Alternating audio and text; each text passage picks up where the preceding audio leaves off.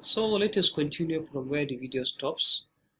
If you look at this program, actually the program uses two classes. The testing class that has the main method and the simple cycle class. The simple cycle class, it is actually the class that we use to create two objects of simple cycle class. One object that is the first constructor with no argument, which is this one, and we have the second object, which is the second constructor with argument, that is double radius, then radius equals to new radius. Then also this class, in this program, we have three methods. Two methods are returning value for calculating the area of the cycle, that is get area, then for calculating the perimeter of the cycle, which is get perimeter. Then the last method is void method for setting the radius, which is non-returning method. So here, if you see the print statement, we have four print statements. One, when radius equals to 1, we get this value. When radius is equals to 25, we also have another value. Then when radius is 125, we have this value. So we reset the value of radius to be 100. Then finally we have the value of it is the area of cycle is this value. We have been talking about constructors, non-arg constructors, and constructors with argument. So what are those constructors? Constructors are defined as a special kind of methods.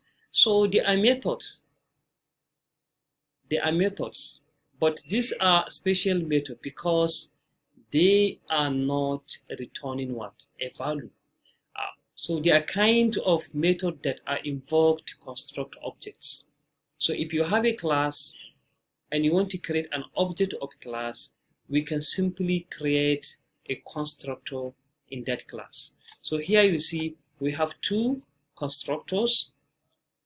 First one with no arg and the second one with argument. Let us see from the previous example. You see the class cycle, we have declared what? Radius equals to 1.0. Then we have two constructors in this block. The first one with no arg and the second one with arg. Then we have a returning method for what? For calculating the area of that cycle. So let us continue. So a constructor with no parameter is referred to as a no-arg constructor, because some constructors have no parameter. For example, the first constructor, there is no parameter. Then constructors also must have the same name as the class name. So if you are trying to create an object of class using the constructor, we have to name that constructor as exactly as the name of that class. Another issue is, or another important aspect is, constructors do not return what? Do not have a return type.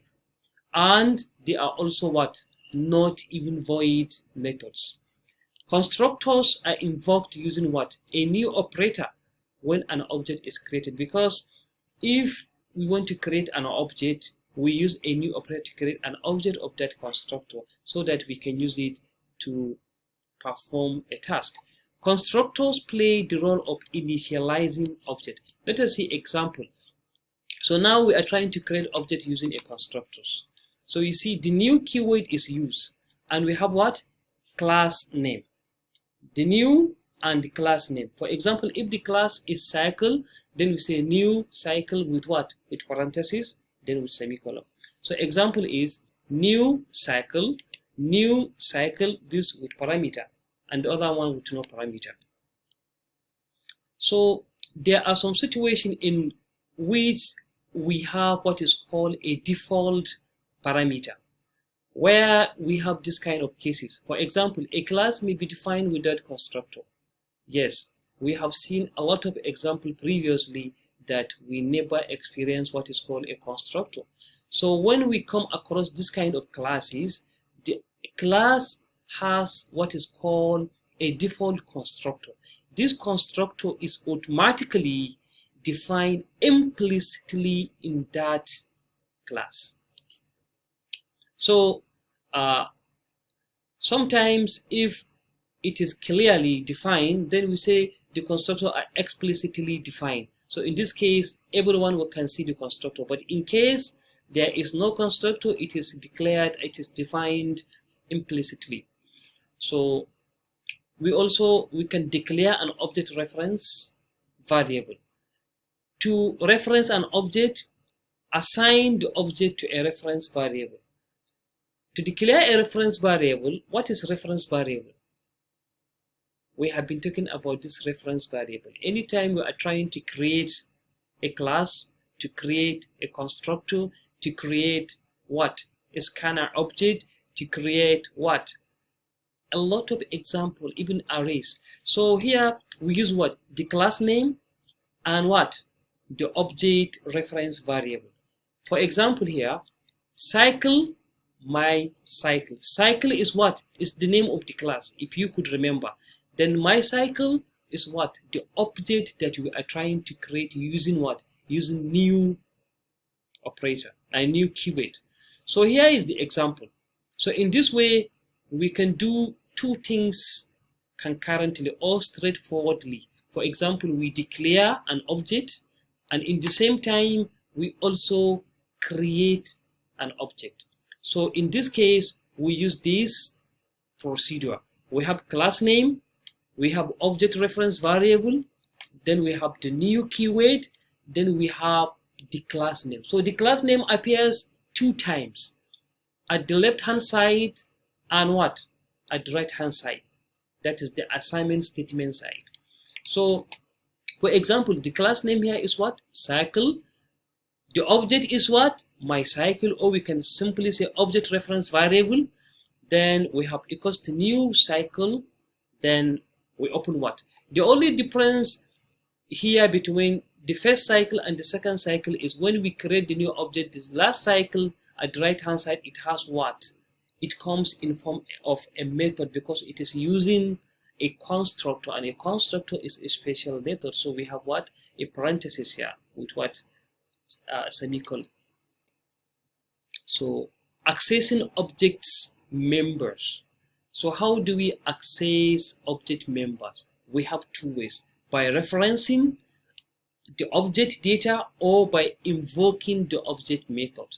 So for the referencing, we can simply use this procedure, object reference variable dot data. For example, my cycle dot radius. If our radius, it happens to be 25, 100, 125, or 1, we can simply say my cycle dot radius. Then we already access what? The reference data of that object. Secondly, invoking the object's method. So here we have object reference variable dot method name. Then in parentheses argument, in case of argument. So here we have my cycle dot get area. So it's a very good example. So we have to look at this. If we could remember, we have some examples that use math what? Dot method name argument. For example, math dot power, where we have 3 then comma, then 2.5. So for example, 2 raised to power what? 2.5. So to invoke a method in the class, in the math class, can you invoke get area using simple cycle dot get area? The answer is absolutely no. The reason is all the methods used before this chapter are static methods, which are defined using the static keyword. However, get area is non-static. It must be invoked from an object using the following procedure: object reference variable dot method name argument, for example, as in my cycle dot get area. So reference data fields. The data field can be of reference type.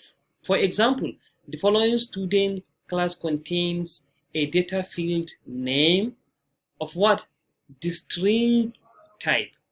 What we're trying to say here is an example of class for student. Student is the class. So it's like a student record system where we have string name, but where is the name of the student? So by default, name is assigned the value of what? Null. What of age? By default, the value of age is assigned to be what? To be 0. If you have a Boolean, for example, you are trying to find out whether this student is a science major or not, then the default value, because it's Boolean, is false. What of if we are trying to find whether the student gender is F or is what? Is M. So in this case, the default value for the child is what? Is /U000. So thank you very much for taking time to watch this small video. This is the end of my presentation. I hope this presentation is educative and it will help you to understand the concept of objects and classes in object-oriented programming. Thank you for your time and for watching this video.